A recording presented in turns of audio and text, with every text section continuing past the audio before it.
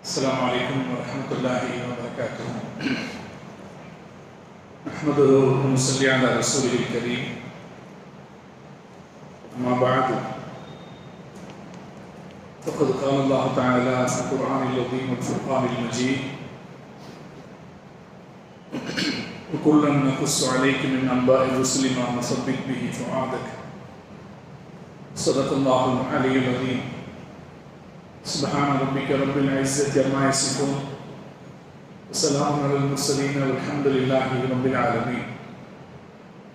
اللهم صل على سيدنا محمد وعلى آله وأصحابه وسلم.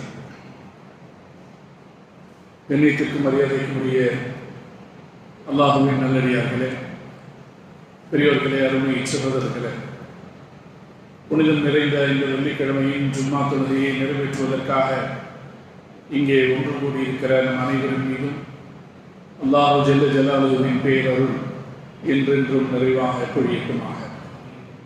நம்முடைய ரகசிய வாழ்விலும் பகிரங்க வாழ்க்கையிலும் அல்லாஹுவை அஞ்சிக் கொள்வோமாக என்ற அறவுரையை ஆரம்பமாக எனக்கும் அடுத்ததாக உங்களுக்கும் நினைவூட்டியவனாக இந்த ஜும்மா உரையை நான் ஆரம்பம் செய்கிறேன். அருமையான சகோதரர்களே, எல்லாம் வல்ல அல்லாஹ் தஆலா நமக்கு வழங்கிய அல் குர்ஆன் என்கிற இறுதி வேதம் உன்னதமான பல சிறப்பு இயல்புகளை கொண்டது. அது மனித வாழ்க்கைக்கு மிக சரியான பாதைக்கு வழிகாட்டக்கூடியது. திருக்குரான் தன்னை பற்றி சொல்லுகிற போது அப்படி சொல்லும், இது மனித வாழ்க்கைக்கு எஹ்தீல் இல்லத்தி ஹிய அக்வம், எது மிகச் சரியானதோ அதற்கு வழிகாட்டக்கூடியது என்று குரானை பற்றி சொல்லும். அந்த குரானில் 6666 வசனங்கள் இருக்கிறது என்பது நமக்கெல்லாம் தெரியும். இந்த வசனங்களில் சுமார் 500 வசனங்களில் அல்லாஹ் தஆலா வரலாறுகளை பேசுகிறார். முந்தைய நபிமார்களுடைய வரலாறுகள், முன்னால் வாழ்ந்த மக்களுடைய வரலாறுகள், அரசர்களுடைய வரலாறுகள், வேறு சில குழுவினர்களுடைய வரலாறுகள் என்று பல வரலாறுகளை அல்லாஹ் பேசுகிறார். சாதாரணமாக வரலாறு என்பது அரசர்களுக்கு மட்டும்தான் இருக்கும். இப்போ நம்ம நாட்டில் வரலாறுன்னு நீங்கள் வரலாறு எடுத்து படிச்சீங்கன்னா ஆட்சி செய்த அரசர்களுக்கு மட்டும்தான் வரலாறு பேசப்படும், மற்ற வரலாறுகள் பெரும்பாலும் இருக்காது. ஆனால் குர்ஆன் அப்படி அரசர்களுடைய வரலாற்றை மாத்திரம் பேசலை. அரசர்களுடைய வரலாற்றையும் பேசுகிறது, நபிமார்களுடைய வரலாற்றை பேசுகிறது, சில குழுவினர்களுடைய வரலாற்றை பேசுகிறது, சில தனிநபர்களுடைய வரலாற்றையும் பேசுகிறது. இப்போ லுக்மான் அப்படின்னு ஒரு அத்தியாயம் இருக்கிறது. அந்த அத்தியாயத்தில் பேசப்படுகிற விஷயங்கள் ஒரு தனிநபருடைய சிறப்பாக வாழ்க்கை நடத்திய ஒரு ஞானவானுடைய வரலாறு அதில் பேசப்படும். வரலாறு பேசுவதில் ஒரு புதுமையை கையாண்டது திருக்குரான். அல்லாஹ் தஆலா குர்ஆன்ல அல் கஸஸ், பழைய வரலாறுகள் என்கிற தலைப்பில் ஒரு அத்தியாயத்தையே வைத்திருக்கிறார்.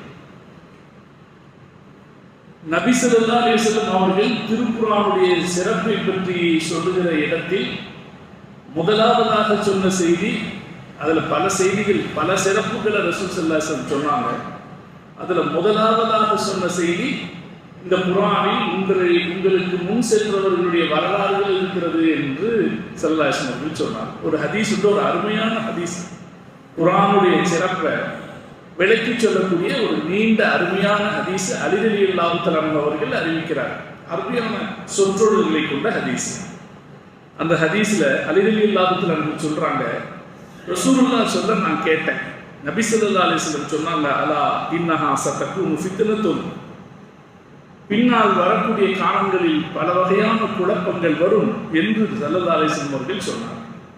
இப்போ சஹாபாக்கள் உடனே ரசூலுல்லாஹ்ட்ட கேட்டாங்க, மல் மஹ்ருஜு மின்ஹா யா ரசூலல்லாஹ், அந்த மாதிரி குழப்பம் ஏற்படுற நேரத்தில் அதிலிருந்து தப்பிக்கிறதுக்கு என்ன வழி யா ரசூலல்லாஹ்னு கேட்டாங்க.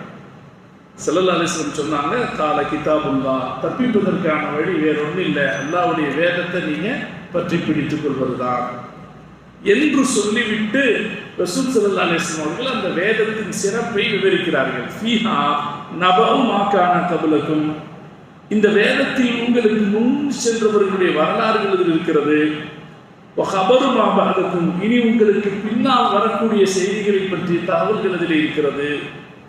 வஹுக்மு மா பைனக்கும், உங்களுக்கிடையே நீங்கள் என்ன தீர்ப்பு வழங்கிக் கொள்ள வேண்டும் என்கிற சட்டங்கள் அதில் இருக்கிறது. வஹுவல் ஃபஸ்லு, அது இறுதியான சொல். லைஸ பில் ஹஸ்ல், அது விளையாட்டுக்குரியதல்ல என்று நபி ஸல்லல்லாஹு அலைஹி வஸல்லம் அவர்கள் ஒரு பெரிய பட்டியலை குர்ஆனை பற்றி சொன்னார்கள். அப்படி சொல்லுகிற இடத்துல பெருமானார் ஸல்லல்லாஹு அலைஹி வஸல்லம் பயன்படுத்தின முதல் வாசகம் ஃபீஹி நபஉ மா கான கப்லக்கும், உங்களுக்கு முன் சென்றவர்களுடைய வரலாறுகள் இதில் இருக்கிறது என்று ஸல்லல்லாஹு அலைஹி வஸல்லம் அவர்கள் சொன்னார். அப்ப குர்ஆனில் இருக்கக்கூடிய செய்திகள்ல பிரதானமான ஒரு செய்தி அது சொல்லக்கூடிய பழைய வரலாறு. நாமெல்லாம் இந்த குர்ஆனுடைய பழைய வரலாறுகளை யாராவது ஹஸ்ரத் பாருங்க பேசினா இவங்களுக்கு வேற வேலை இல்லை, ஒரே ஈசா மூசா கதையை தான் இவங்க பேசுவாங்க அப்படின்னு நாம சில பேர் நினைப்பது. ஆனா அந்த வரலாறுகள் அல்லாஹ் சொன்ன வரலாறுகள் என்று நாம் யோசிக்க வேண்டும். அல்லாஹ் தேர்ந்தெடுத்து சொன்ன அந்த வரலாறுகளில் இன்றைய நம்முடைய வாழ்க்கையை செம்மைப்படுத்தக்கூடிய ஏராளமான வழிகாட்டுதல்கள் அந்த வரலாறுகள் இருக்கு.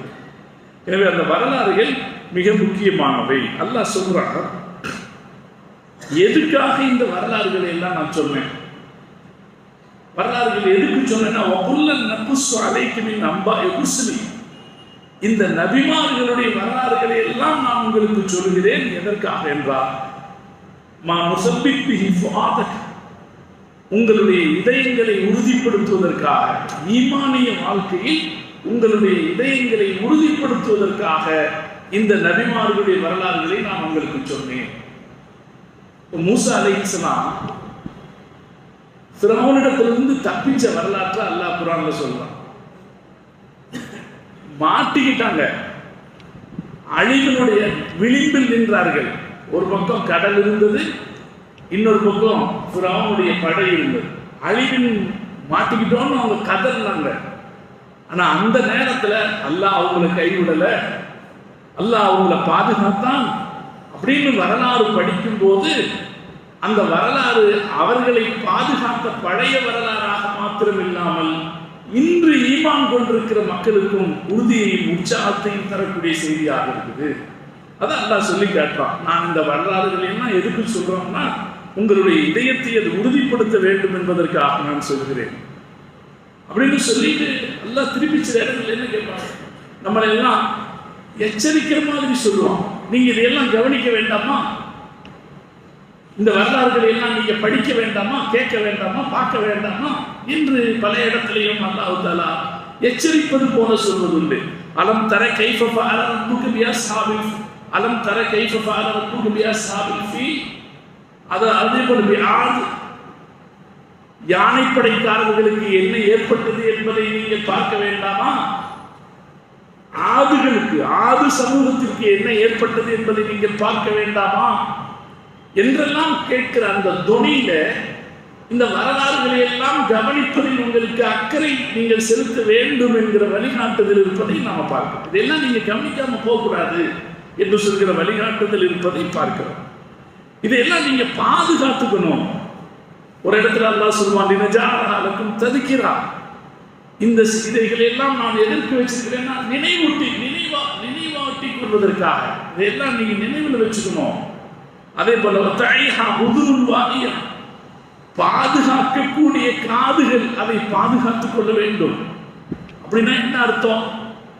இந்த வரலாறுகளை எல்லாம் நீங்க காதுல கேட்டு அடுத்தவங்களுக்கு சொல்லணும். இது வெறுமனே கேட்டுட்டு போயிடுற விஷயம் கிடையாது. இந்த வரலாறுகள் நீங்க பாதுகாத்து வச்சு அடுத்தவங்களுக்கு சொல்லணும். இதற்காக நான் இப்படி செய்திருக்கிறேன் என்று அல்லாஹ். அதனால நாம என்ன வரலாறுகளை குர்ஆனிலிருந்து கேட்கிறோமோ, நமக்கு ஒரு கடமை என்னன்னா, அதை நம்ம கேட்டதை நம்ம தலைமுறைக்கு கடத்திடணும். நம்முடைய முன்னோர்கள் பிள்ளைங்களுக்கு ராத்திரி தூங்குறதுக்கு கதை சொல்றது எந்த கதையை சொன்னாங்க? ஆதம் அலைஹிஸ்ஸலாம் கதையை சொன்னாங்க, மூசா அலைஹிஸ்ஸலாம் கதையை சொன்னாங்க, யூனுஸ் அலைஹிஸ்ஸலாம் கதையை சொன்னாங்க. இந்த கதைகளை குர்ஆனிலிருந்து அவர்கள் பெற்றுக்கொண்ட அந்த வரலாறுகள், கதைகள்னா பழைய வரலாறுகள், அந்த வரலாறுகளை அப்படியே ஒருத்தர் ஒரு தலைமுறை இன்னொரு தலைமுறைக்கு கடத்திட்டு போனார்.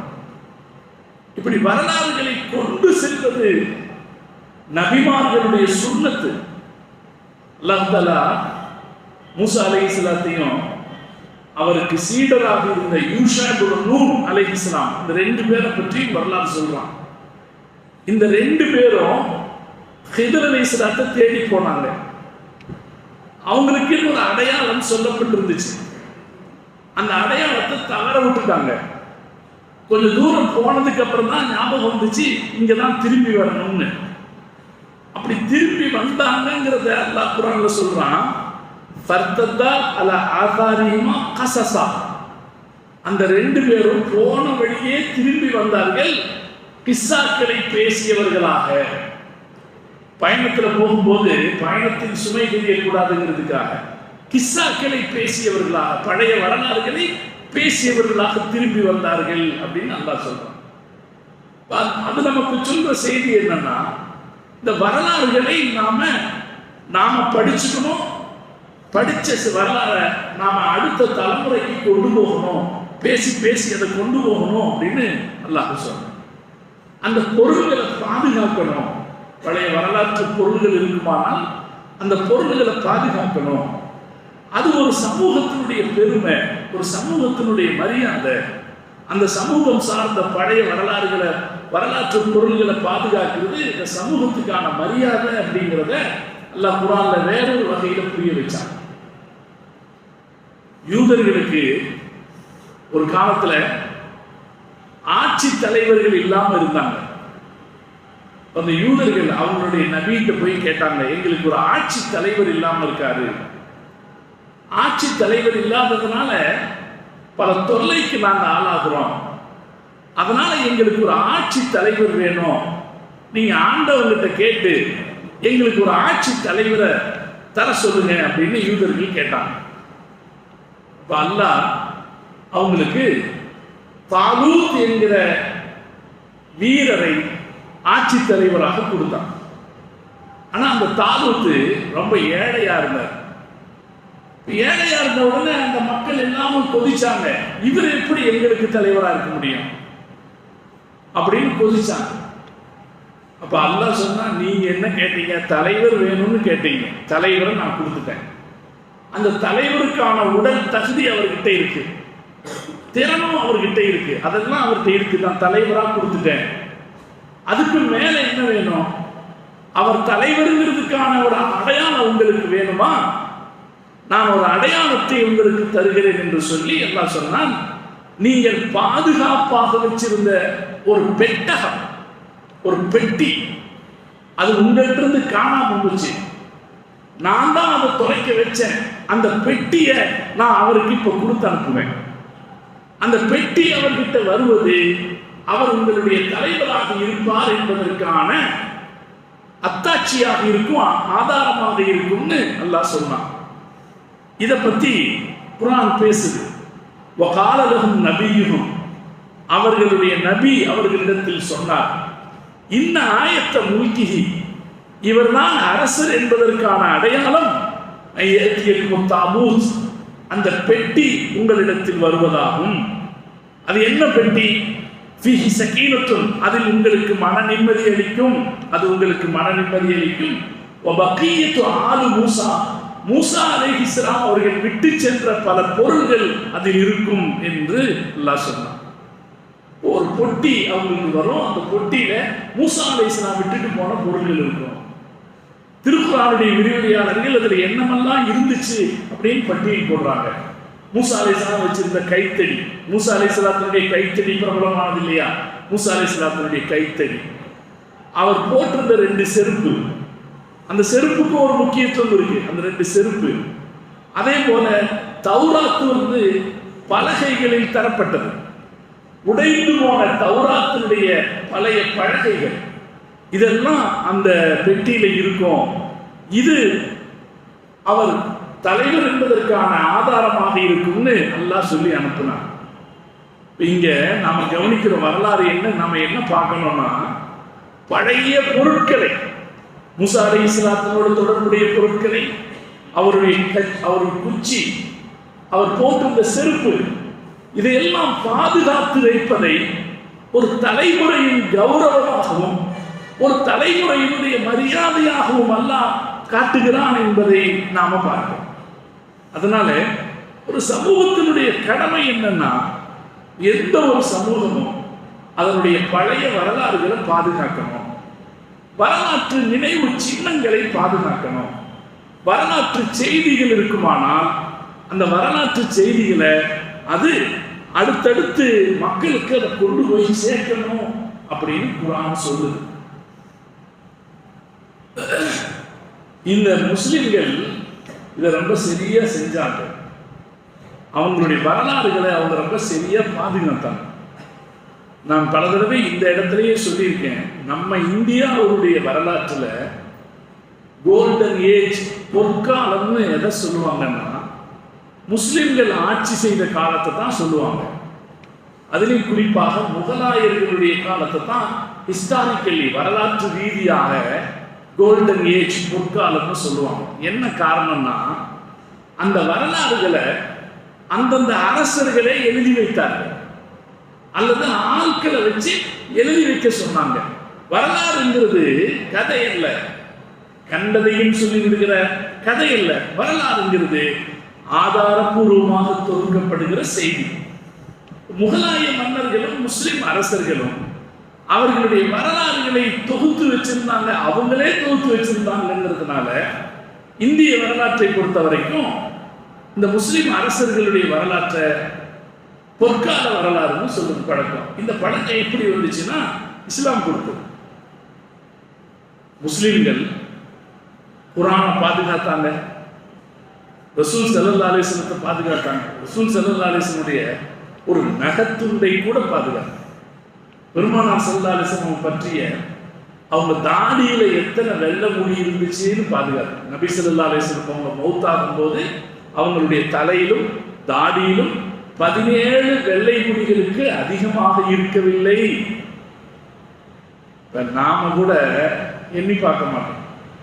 நான் சஹாபாக்கள் ரசூலுல்லாஹி ஸல்லல்லாஹு அலைஹி வஸல்லம் வெள்ளை முடியை எண்ணி பார்த்து அதை கூட குறிப்பு எழுதி வச்சாங்க. ஸல்லல்லாஹு அலைஹி வஸல்லம் கண்ணுக்கு மட்டும் 6 வகை வர்ணனை செய்து வச்சாங்க. 6 வர்ணனை. புருவம் எப்படி இருக்கும், ஒட்டி இருக்குமா ஒட்டாம இருக்குமா, புருவம் ரெண்டும் சேர்ந்த மாதிரி இருக்கும் ஆனா சேர்ந்திருக்காது, பார்த்தா சேர்ந்த மாதிரி இருக்கும் ஆனா சேர்ந்திருக்காது, நடுவுல ஒரு நரம்புக்கான இடம் இருக்கும். அது ஒருவேளை அவங்க கோபப்படும் போது அந்த நரம்பு புடைத்துக் கொண்டிருக்கும். இப்படி ரசூல் ஸல்லல்லாஹு அலைஹி வஸல்லம் புருவத்தை பாதுகாத்தாங்க, புருவத்தினுடைய செய்தியை பாதுகாத்தாங்க.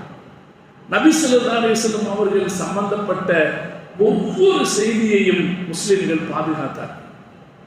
அதை எழுதி வச்சாங்க, அதனுடைய அடையாளங்களை பத்திரமா பாதுகாத்து வச்சாங்க. இது நீண்ட காலம் இந்த நடைமுறை இருந்துச்சு.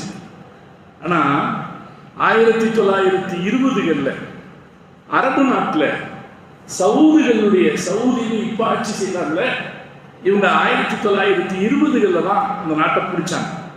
இந்த நாட்டை பிடிச்ச பிறகு வஹாபிச கருத்து பரவின போது எல்லா அடையாளங்களையும் அழிச்சு ஒழிச்சாங்க. மக்காலையும் மதீனாலையும் எவ்வளவு அடையாளம், எவ்வளவு அடையாளம். நீங்க ஒண்ணும் வேணாம், ரொம்ப சிம்பிளான ஒரு விஷயம். ரசூலுல்லாஹ் பிறந்த வீடு அப்படின்னு ஒரு வீடு இருக்கு. ஆனா இவங்க அரசாங்கம் என்ன செய்யணும், அப்படிலாம் இல்லை அப்படிலாம் இல்லைன்னு துரத்தி விட்டுருவாங்க, யாரையும் பக்கத்திலேயே போக விட மாட்டாங்க. நீங்க யோசிச்சு பாருங்க, ரசூலுல்லாஹ்வுடைய பிறந்த வீடு அப்படிங்கிறது பாதுகாக்கப்பட்டிருக்குமானால் இன்னைக்கு உலக தொல்பொருள் அரங்கில அதுக்கு என்ன மரியாதை கிடைச்சிருக்கும்? நபி ஸல்லல்லாஹு அலைஹி வஸல்லம் பிறந்த வீடுன்னு ஒன்று பாதுகாக்கப்பட்டிருக்குமானா அதுக்கு என்ன மரியாதை கிடைச்சிருக்கும்?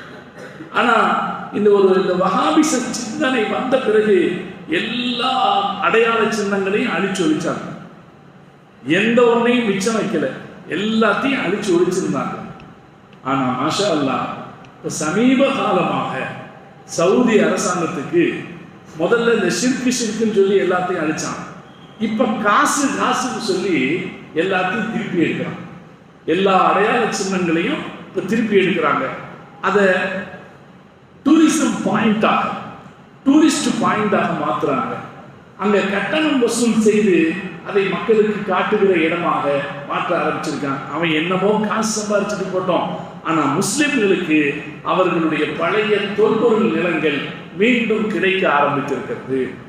இந்த வருஷம் ஹஜ்ஜில் ஏற்பட்ட ஒரு பெரிய மகிழ்ச்சிக்குரிய பல விஷயம், பல நினைவு சின்னங்களை அவங்க புதுப்பிச்சு வச்சிருக்காங்க. அந்த வரலாறுகள்லாம் அவங்கள்ட்ட இருக்கு. அந்த வரலாறுகள், அந்த வரலாற்றுக்கான ஆவணங்கள், அது என்னென்னங்கிற தகவல்கள்லாம் அவங்கள்ட்ட இருக்கு. அதையெல்லாம் மறைச்சு வச்சிருந்தாங்க. இப்ப கடந்த ஒரு சில வருஷங்களாக அந்த வரலாற்று செய்திகளை எல்லாம் அவங்க கொஞ்சம் கொஞ்சமாக வெளிப்படுத்த ஆரம்பிச்சது. மதீனால முஹம்மது ஸல்லல்லாஹு அலைஹி வஸல்லம் அவங்க அடங்கி இருக்கிற ரவுலா ஊர் வடக்கு பக்கமா போனோம்னா எல்லா பக்கமும் கெட்டடமா இருக்கும். எங்க பார்த்தாலும் கெட்டடமா இருக்கும். ஒரே ஒரு சின்ன ஏரியா, அந்த ஏரியாவில் மட்டும் ஒரு 4-5 மரம், ஒரு சின்ன தோட்டம்னு ஒரு ஏரியா இருக்கும். ஒரு 10 வருஷத்துக்கு முன்னாடி நாங்கள் போன போது யாருக்கும் தெரியாம போய் பார்ப்போம். ஏன்னா அனுமதிக்க மாட்டாங்க, தெரியாம போய் பார்ப்போம். அந்த இடத்த திறந்து அங்க இருக்கிற இடுக்கு வழியா பார்ப்போம். அந்த இடம் சகீஃப பனி சாயிதா என்கிற இடம். சகீஃப பனி சாயிதாங்கிறது இஸ்லாமிய வரலாற்றுல ரொம்ப முக்கியத்துவம் வாய்ந்த இடங்கள்ல ஒரு இடம். அந்த நபி ஸல்லல்லாஹு அலைஹி வஸல்லம் மௌத்தாயிட்டாங்க. ரசூலுல்லாஹ் மௌத்தான உடனே மதீனாக்காரங்கள்லாம் அந்த சகீஃப பனி சாயிதால ஒன்று கூடி இருந்தாங்க. மதீனாக்காரங்க அந்த ஊருக்காரங்க, அவங்க அங்க ஒன்று கூடி இருந்தாங்க. சஅத் இப்னு உபாதா ரலியல்லாஹு தஆலா அன்ஹுவுக்கு சொந்தமான பண்ணை தோட்டம் அது. அந்த இடத்துல ஒன்று கூடி இருந்தாங்க. ஒன்று கூடி அவங்கெல்லாம் சேர்ந்து அடுத்த ஆட்சியாளரை முடிவு செய்யலாம் அப்படின்னு இருந்தாங்க. ரசூலுல்லாஹ் மௌத்தாயிட்டா அடுத்த ஒரு தலைவர் வேணுமா இல்லையா? அடுத்த தலைவரை முடிவு செய்ததுனான்னு அந்த இடத்துல கூடி இருந்தாங்க. யார் கூடி இருந்தாங்கன்னா மதீனாக்காரங்க மட்டும் கூடி இருந்தாங்க. இந்த செய்தி உமர் ரலியல்லாஹு தஆலா அவங்களுக்கு கிடைச்சது. உமர் ரலியல்லாஹு தஆலா அவங்க உடனே அபூபக்கர் சித்திக் ரலியல்லாஹு தஆலா அவங்களையும் அபூ உபைதா ரலியல்லாஹு தஆலா அவங்களையும் கையை பிடிச்சி இழுக்காத குறையாக வேகமா கூட்டிட்டு இந்த இடத்துக்கு வந்தாங்க. வரும்போது யார் அந்த மக்கள் இடத்துல பேசுறதுன்னு முடிவு பண்ணிக்கிட்டாங்க. அபூபக்கர் சித்திக் ரலியல்லாஹு தஆலா சொன்னாங்க, நான் பேசிக்கிறேன், நீங்க ஒன்றும் சொல்ல வேணான்ட்டாங்க. இப்போ அபூபக்கர் சித்திக் ரலியல்லாஹு தஆலா அவங்க மத்தியில பேசினாங்க. அன்சாரிகள், அதாவது மதீனாக்காரங்க என்ன முடிவுக்கு வந்துட்டாங்க, பெருமானாருக்கு அடுத்து சஅத் இப்னு உபாதா ரலியல்லாஹு தஆலா ஆட்சி தலைவர் ஆக்கிடலாம் அப்படின்னு முடிவுக்கு வந்துட்டாங்க. ஏன்னா அவங்க ஊர் தான் மதீனா. மதீனாவுக்கு அடுத்த தலைவர் யாருன்றத அவங்க தான் முடிவு செய்யணும். அதனால அவர் தலைவர் ஆக்கிடலாம் அப்படின்ற முடிவுக்கு வந்துட்டாங்க. அந்த நேரத்துல உமர் ரலியல்லாஹு தஆலா அபூபக்கர் சித்திக் ரலியல்லாஹு தஆலா அபூ உபைதா ரலியல்லாஹு தஆலா 3 சஹாபாக்களும் போனாங்க. இவங்க 3 பேரும் மக்கால இருந்து வந்தவங்க. மக்கால இருந்து வந்தவங்கன்னா அந்நியர்கள் தான் அர்த்தம். அந்நியர்கள், முஹாஜிர்கள். இவங்க 3 பேரும் உள்ள போனாங்க. உள்ள போய் அபூபக்கர் சித்திக் ரலியல்லாஹு தஆலா பேசினாங்க. வரலாற்றினுடைய மிகச்சிறப்பான கட்டங்களில் ஒரு கட்டம் இது. ரொம்ப நாசூக்கான கட்டம். மதீனாக்காரங்க தான் ரசூலுல்லாஹ்வுக்கு உதவுனவங்க. மக்காலிருந்து வந்த எல்லாத்துக்கும் உதவுனவங்க யார் தான்? மதீனாக்காரங்க. இப்ப அந்த ஊர் யாரோட ஊரு? மதீனாக்காரங்க ஊர் தான். ஆனா ரசூலுல்லாஹ் வந்த உடனே ரசூலுல்லாஹ் அவங்க தலைவராக்கி வச்சாங்க. அது அவங்களுடைய மரியாதை. இப்ப ரசூலுல்லாஹ்வுக்கு பிறகு இந்த ஊர் யாருக்குரியது அப்படின்னு கேள்வி வருது. அந்த இடத்துல மதீனாக்காரங்க நம்மள ஒருத்தர் தான் தலைவர்னு முடிவு செஞ்சிருக்கிற இடத்துல அபூபக்கர் சித்திக் ரலியல்லாஹு தஆலா போய் பேசுறாங்க.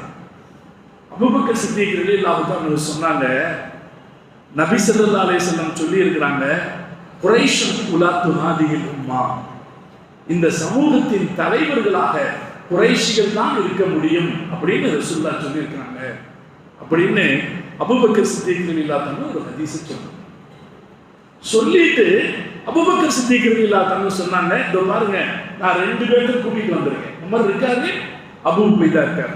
இவங்க 2 பேரும் குறைஷியர். இவங்க 2 பேரும் தகுதியானவங்க. இந்த 2 பேர்த்துல ஒருத்தரை நீங்கள் ஆட்சியாளராக தேர்ந்தெடுங்கள் என்று சொன்னார். சகோதரர்களை, எவ்வளவு நாசூக்கான இடம் பாருங்க. நபி ஸல்லல்லாஹு அலைஹி வஸல்லம் அவர்களுடைய மௌத்துக்கு பிறகு இஸ்லாம் ஆட்டம் காணாமல் இருந்ததற்கு இந்த சந்தர்ப்பம், இந்த சூழ்நிலை எப்படி இருக்கும் பாருங்க. அப்ப அபூபக்கர் சித்திக் ரலியல்லாஹு அன்ஹு அப்படி சொன்னபோது உடனே உமர் ரலியல்லாஹு அன்ஹு அபூபக்கர் சித்திக் ரலியல்லாஹு அன்ஹு கையை பிடிச்சு, நீங்க இருக்க நான் தலைவராக தான் அப்படின்னு சொல்லி பையத் செய்து கொடுத்தார். பையத் செய்து கொடுத்த உடனே அன்சாரிகள் யோசிச்சுக்கிட்டு இருந்தாங்க.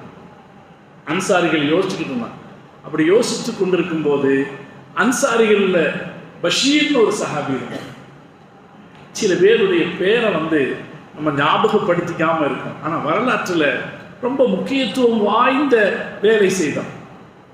பஷீர்ங்கிற சஹாபி எந்திரிச்சு அன்சாரிகளை பார்த்து சொன்னாரு, அன்சாரிகளே, இவ்வளவுதானும் நீங்க ரசூலுல்லாவுக்கு உதவியா இருந்தீங்க, இப்ப ரசூலுல்லாவுடைய கலீஃபாக்களுக்கு உதவியா இருங்க அப்படின்னு சொன்னார்.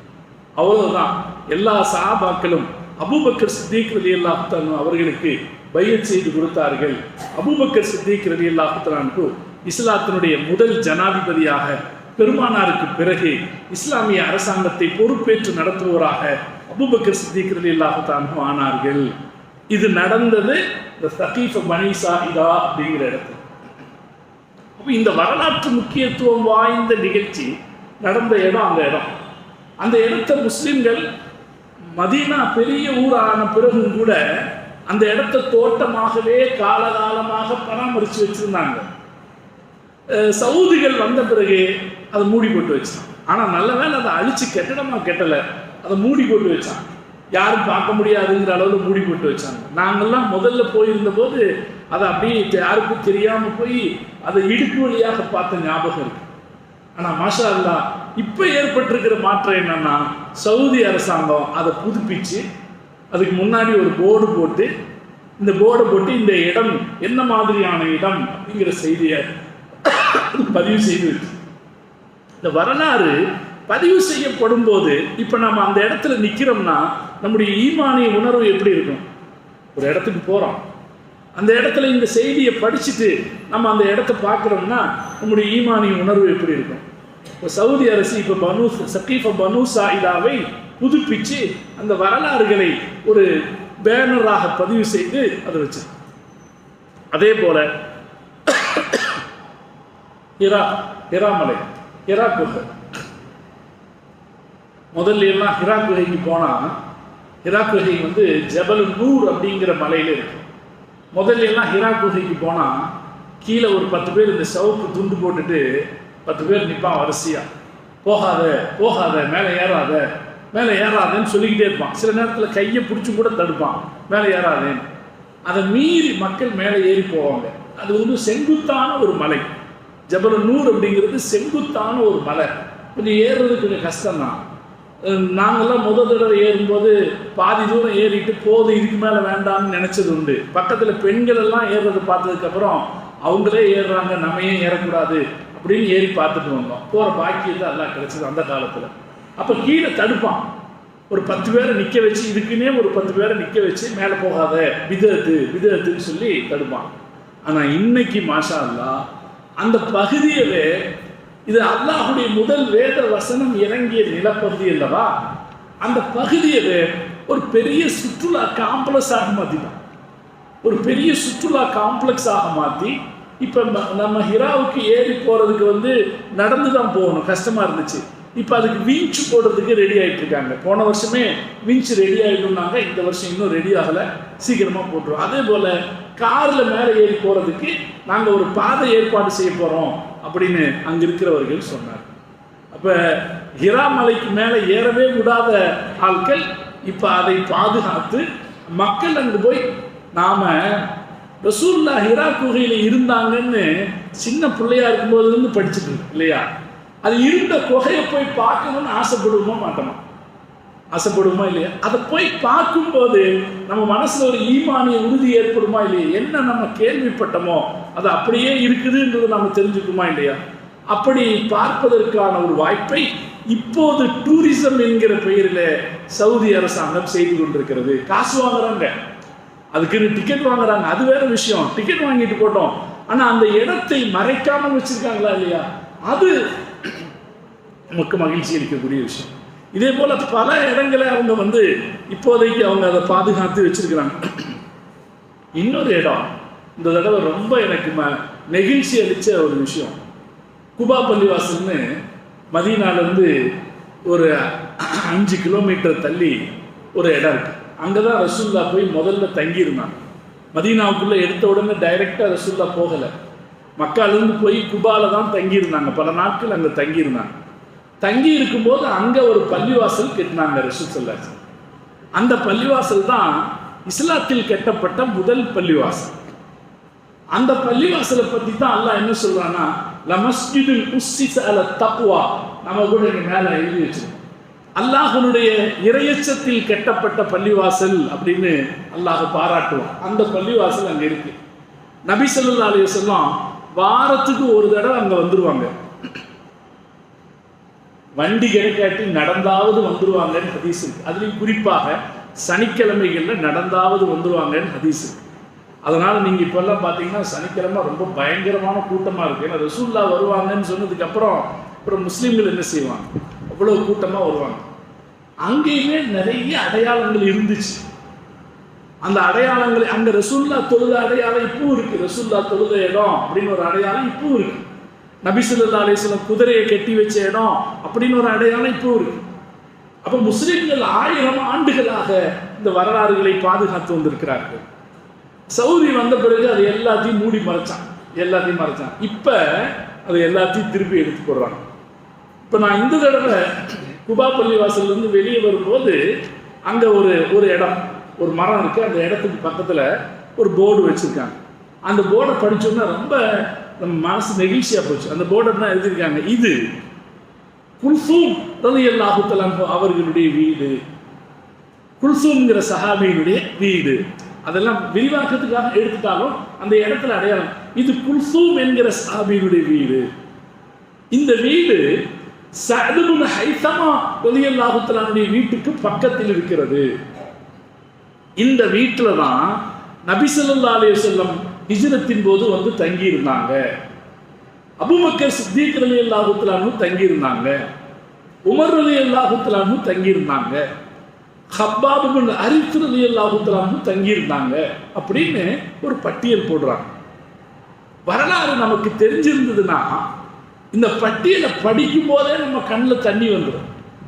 இது நபி ஸல்லல்லாஹு அலைஹி வஸல்லம் தங்கியிருந்த இடம், இங்கதான் ரசூலுல்லாஹ் தங்கியிருந்தாங்க. இப்போ ஹிஜ்ரத் செய்து வரும்போது ஹிஜ்ரத் எப்படி கஷ்டமானதாக இருந்தது, ஹிஜ்ரத்து புறப்படும் போது அவங்களுக்கு என்ன நம்பிக்கை இருந்திருக்கும், போற இடத்துல இவ்வளவு பெரிய வரவேற்பு கிடைக்கும் அப்படின்னு என்ன நம்பிக்கை இருந்திருக்கும், எவ்வளவு அச்சத்தோட சஹாபாக்கள் அவங்க சொந்த ஊரை விட்டு புறப்பட்டு வந்திருப்பாங்க. வந்தவங்களுக்கு இங்க கிடைச்ச நிம்மதி எவ்வளவு ஆச்சரியமானதாக இருந்திருக்கும். அந்த நிம்மதியை அனுபவிக்கும் போது அவங்க எவ்வளவு சந்தோஷப்பட்டிருப்பாங்க. இதுல ஹப்பாப் இப்னு அரித் ரலியல்லாஹு தஆலா அன்ஹுன்ற ஒரு சஹாபியினுடைய பேர் இருக்கு. அவரு மக்கால கடும் துன்பத்துக்கு துயரத்துக்கு ஆளானவர். மக்காவுடைய எதிரிகள் அவரை அடிப்பாங்க. ஒரு தடவை அவரை அடிச்சு சாட்டையால் அடிச்சதுல அவருடைய முதுகு பிளந்துருச்சு, முதுகு ரெண்டா பிளந்துருச்சு. அவர் நேர ரசூலுல்லாஹ் எங்கன்னு தேடி வந்தார். நபி ஸல்லல்லாஹு அலைஹி வஸல்லம் காபால இந்த ஹத்தீம்னு சொல்ற இடத்துல கையை தலைக்கி வச்சு படுத்திருந்தாங்க. அவர் ஓடி வந்தார் ரசூலுல்லாஹ்ட்ட, யா ரசூலுல்லாஹ் என் முதுக பாருங்க அப்படின்னு காமிச்சுட்டு அவர் கேட்டாரு, இலாமத்தா நஸ்பிரி யா ரசூலுல்லாஹ், எவ்வளவு காலம் தான் யா ரசூலுல்லாஹ் பொறுமையா இருக்கிறது, நீயே இந்த மக்களுக்கு எதிராக பதுவா செய்யக்கூடாது அப்படின்னு கேட்டாங்க. அப்ப நபி ஸல்லல்லாஹு அலைஹி வஸல்லம் சொன்னாங்க, அன்தும் தஸ்தாஜிலூன், அவசரப்படுகிறீர்கள், இதல்ல, இதுக்கு மேலும் நமக்கு சிரமங்கள் வரலாம். உங்களில் ஒருவர் ஒரு குழியிலே தள்ளப்படுவார், குழியில் போடப்பட்ட பிறகு அவருடைய தலையை ரம்பத்தால் அறுப்பார்கள், இரும்பு சீப்பால் அவரை சீவி விடுவார்கள். அப்படியெல்லாம் கூட கஷ்டத்தை அனுபவிக்கிற ஒரு காலம் வரும். அதுக்கப்புறம் அல்லாஹ் தஆலா ஒரு அமைதியை தருவான் என்று நபி ஸல்லல்லாஹு அலைஹி வஸல்லம் சொன்ன உடனே அந்த வேதனையை பொறுத்துக்கிட்டு போனவர் தான் கப்பாப் இப்னு அரித் ரலியல்லாஹு தஆலா. நான் அதை படிச்ச உடனே நினைச்சேன், கப்பாப் ரலியல்லாஹு தஆலா இவ்வளவு துயரத்தை அனுபவிச்சவர் இங்க வந்து இந்த வீட்டில் அவருக்கு ஒரு நிம்மதி கிடைத்த போது அவர் எப்படி சந்தோஷம் அடைஞ்சிருப்பாரு. அதே போல ஸஅத் இப்னு ஹைஸமா ரலியல்லாஹு தஆலா என்கிற சஹாபி, அவர் சகோதரத்துவத்திற்கான விதையாக மூல விதையாக இருந்தவர் ஸஅத் இப்னு ஹைஸமா ரலியல்லாஹு. இந்த சஹாபாக்களுடைய பெயர்களை எல்லாம் படிச்சு அவங்களுடைய அந்த வரலாறுகளை நினைச்சு பார்த்தா மனசுக்குள்ள ஒரு பிரமிப்பும் மகிழ்ச்சியும் உலகாங்கிதமும் ஒரு ஈமானிய உறுதியும் ஏற்படுறத நம்ம பார்க்க முடியுது. அதைத்தான் அல்லாஹ் சொல்றான், இந்த வரலாற்று சின்னங்கள் இருக்குதே அது உங்களுடைய இதயங்களை உறுதிப்படுத்தும். இப்போ அந்த இடத்துல குபாவுக்கு பக்கத்துல அப்படி ஒரு பேரை போட்டு ஒரு படகு ஒரு பேர் ஒரு போர்டு தான். அவங்க வேற ஒன்றும் இல்லை, அந்த வீட்டையெல்லாம் அடிச்சு தட்டிட்டாங்க, ஒரு போர்டு தான் வச்சிருக்காங்க. ஆனா அந்த ஒரு போர்டு போதுமானதாக இருக்கிறது. இத்தனை காலம் செய்யாதிருந்த ஏற்பாடுகளை இப்போது சவுதி அரசாங்கம் செஞ்சுட்டு இருக்காங்க. அதே போல குபாவில இருந்து ஒரு 1/2 மைல் தொலைவில் வேற ஹர்ஸ் அப்படின்னு ஒரு கிணறு இருக்கு. ஹர்ஸ் கிணறு அப்படின்னு பேர். நீங்க இன்டர்நெட்ல தேடி பார்த்தா கூட தெரியும். ரசூலுல்லாஹ்வுடைய வரலாற்றுல புகழ்பெற்ற கிணறுகள்ல ஹர்ஸ் கிணறு ஒன்று. அந்த கிணறு ஸஅத் இப்னு ஹைஸமா ரலியல்லாஹு தஆலா அன்ஹுவுக்கு சொந்தமான கிணறு. நபி ஸல்லல்லாஹு அலைஹி வஸல்லம் அந்த கிணத்திலிருந்து தண்ணி குடிச்சாங்க. இந்த தண்ணி நல்லா இருக்குதுன்னு சொன்னாங்க ஹதீஸில். தண்ணி குடிச்சிட்டு இந்த தண்ணி நல்லா இருக்குது, பாலைவனத்துல ஒரு கிணத்துல தண்ணி சுவையா இருந்தா அது எவ்வளவு சிறப்பிற்குரியது. அந்த சுவையை ரசூலுல்லாஹி ஸல்லல்லாஹு அலைஹி வஸல்லம் பாராட்டி இருக்கிறாங்கன்னா அது எவ்வளவு சிறப்புக்குரியது. இப்போ ரசூல் ஸல்லல்லாஹு அலைஹி வஸல்லம் அந்த கிணத்தை அந்த தண்ணியை பாராட்டுறாங்க. அதுலேருந்து தண்ணி எடுத்து ஒது செய்கிறாங்க. ஒது செய்து மிச்சம் இருக்கிற தண்ணியை அந்த கிணத்துலையே ஊற்றுறாங்க. ஊற்றிட்டு அந்த கிணத்துக்காக துவா செய்கிறாங்க. இப்படி அந்த கிணத்தினுடைய சிறப்பு இருக்கு. இது எல்லாத்தையும் விட உச்சம் என்னன்னா, நபி ஸல்லல்லாஹு அலைஹி வஸல்லம் அவர்கள் சக்ராத்துடைய நிலையில் இருக்கிற போது அவங்க உயிர் பிரியற அந்த தருணத்தில் அபு அலி ரலியல்லாஹு தஆலா கூப்பிட்டு ரசூலுல்லாஹ் சொன்னாங்க, நான் மௌத்தாயிட்டா ஹர்ஸ் கிணற்றிலே இருந்து 7 சட்டி தண்ணீர் கொண்டு வந்து என்னை குளிப்பாட்டுங்கள் அப்படின்னு சொன்னாங்க ரசூலுல்லாஹ். இதான் மித்து, நான் மௌத்தாயிட்டா அந்த கிணற்றிலிருந்து தண்ணி எடுத்துட்டு வந்து என்னை குளிப்பாட்டுங்கன்னு சொன்னாங்க. ஸல்லல்லாஹு அலைஹி வஸல்லம் அவங்க வஃபாத்தான உடனே அலி ரலியல்லாஹு தஆலா அவர்களும் மற்றவர்களும் போய் இந்த ஹர்ஸ் கிணற்றிலிருந்து தண்ணீர் எடுத்து கொண்டு வந்து பெருமானாரை குளிப்பாட்டினார்கள். இந்த ஒரு செய்தி அந்த கிணற்றின் மகத்துவத்தை முஸ்லிம்கள் கொண்டாடுவதற்கு போதுமானதா இல்லையா? இப்படி ஒரு செய்தி இருக்குன்னா அந்த கிணறு கொண்டாடப்பட வேண்டியதா இல்லையா? அந்த கிணத்தையெல்லாம் மறைச்சு வச்சிருந்தாங்க. இப்ப அந்த கிணத்துக்கு பக்கத்துல ஒரு போர்டு போட்டு இது ஹர்ஸ் கிணறு, இந்த கிணத்தை பத்தி இப்படி எல்லாம் சிறப்பு இருக்கிறது அப்படின்னு சொல்லி அந்த செய்திகளை எழுதி வைத்திருக்கு. மக்காலையும் அதே போல மதீனால பல விஷயங்களை பாதுகாத்த மாதிரியே மக்காலையும் பல இடங்களை இப்ப போர்டு போட்டு வச்சிருக்காங்க. ஜின்னு பள்ளிவாசல்னு ஒரு பள்ளிவாசல் இருக்கு. ஜன்னத்துல் முஅல்லா கபரஸ்தானுக்கு பக்கத்துல ஜின்னு பள்ளிவாசல்னு ஒரு பள்ளிவாசல் இருக்கு. முதல்ல நம்ம கூட ஹாஜிகளை கூட்டிட்டு போகும்போது நாமளா சொல்லுவோம் இது ஜின்னு பள்ளிவாசல். நம்ம நபி ஸல்லல்லாஹு அலைஹி வஸல்லம் மனிதர்களுக்கு நபி என்பது போல ஜின்னுகளுக்கு நபியா இருந்தாங்க. இந்த ஜின்னுக இந்த இடத்துல உட்கார்ந்து பெருமானார்ட்ட இருந்து குர்ஆனை ஓதிட்டு போனாங்க. அந்த நினைவாக இந்த இடத்துல ஒரு பள்ளிவாசல் கட்டப்பட்டது. ரசூல் ஸல்லல்லாஹு அலைஹி வஸல்லம் சொன்னாங்க, நான் உங்களுக்கு அந்த ஜின்னுகளை காட்டி இருப்பேன். சஹாபாக்கள் ரசூலுல்லாஹ் சொன்னாங்க, நான் உங்களுக்கு அந்த ஜின்னுகளை காட்டி இருப்பேன். ஆனால் என்னுடைய சகோதரர் சுலைமான் அலைஹிஸ்ஸலாம் ஜின்னுகளுடைய ஆதிக்கம் தனக்கு மட்டுமே வேண்டும் என்று கேட்டார் என்கிற காரணத்தினாலே நான் அதை உங்களுக்கு காட்டல அப்படின்னு சொல்லி நபி ஸல்லல்லாஹு அலைஹி வஸல்லம் சொன்ன இடத்துல ஒரு பள்ளி கட்டப்பட்டிருக்கு. அந்த பள்ளி மஸ்ஜிதுல் ஜின்னு பள்ளின்னு சொல்லி அழைக்கப்படும். மக்கள் பரவல் தப்பா என்ன நினைச்சுக்குவாங்க, இது ஜின்னு கட்டின பள்ளின்னு நினைச்சுக்குவாங்க. விவரம் தெரியாததுனால என்ன வரல, இந்த ஜின்னு பள்ளின்னு இருக்கும், ஆனா அது என்ன விவரம்னு தெரியாததுனால இது ஜின்னு கட்டின பள்ளின்னு நினைச்சிட்டு போயிடுவாங்க. நாம யாராவது தெரிஞ்சவங்க கூட இருந்து இது விளக்கம் சொன்னா இது என்னன்னு தெரியும். இப்படித்தான் இத்தனை காலமும் போயிட்டு இருந்துச்சு.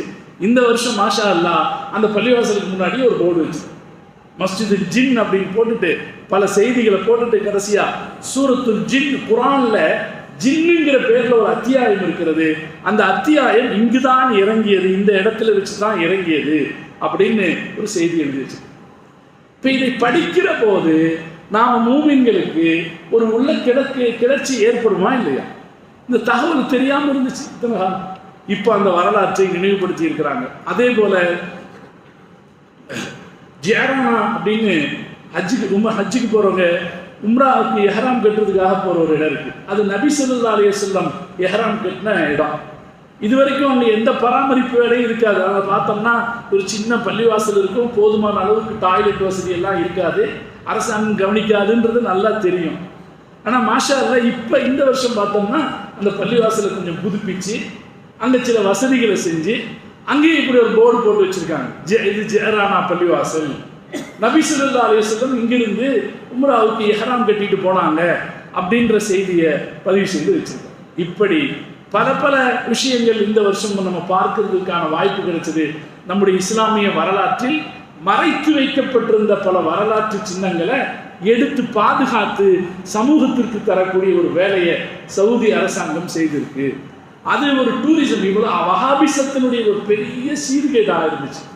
வஹாபிசம் அப்படிங்கிறது ஒரு காட்டு மிராண்டித்தனமான வாழ்க்கை.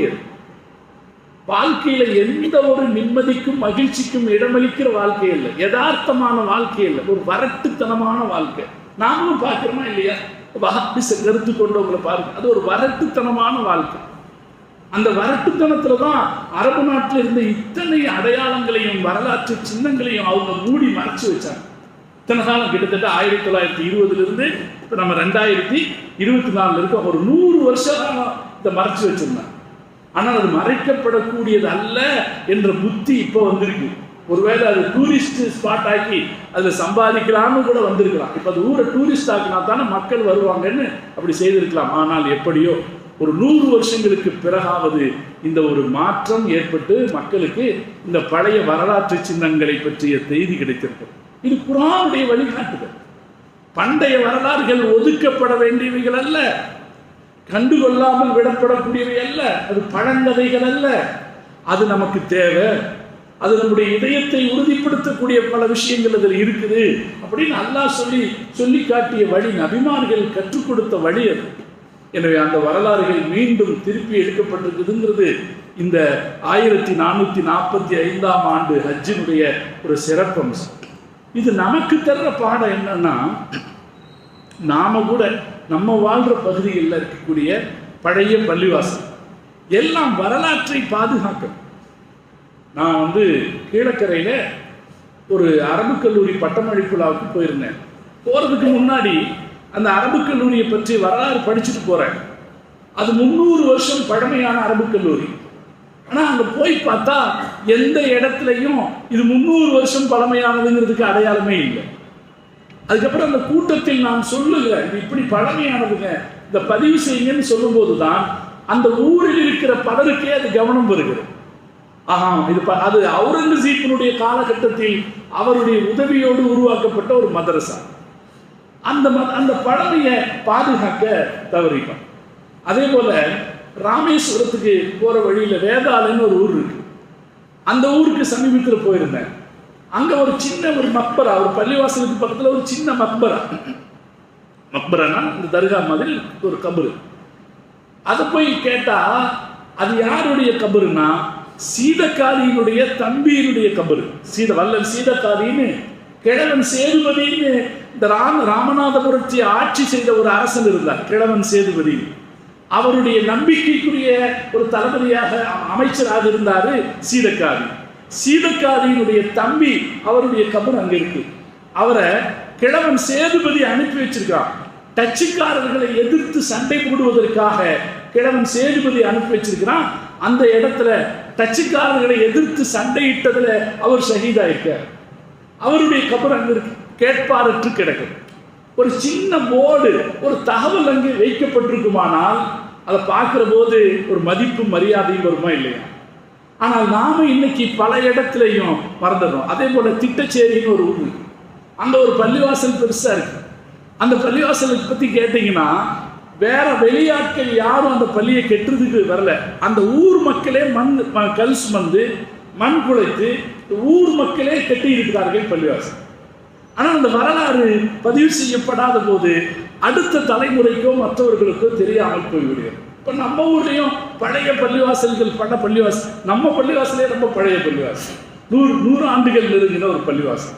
இப்போ இந்த பள்ளிவாசல்களுடைய வரலாறுகள், தர்காக்களுடைய வரலாறு, தர்காவுக்கு போறமே தவிர தர்காக்கள் அடங்கி இருக்கிறவங்க யாரு, என்ன செய்தாங்க என்கிற வரலாறு சொல்லப்படாததுனாலே அதனுடைய மரியாதை நமக்கு தெரியாமல் இருக்கிறது.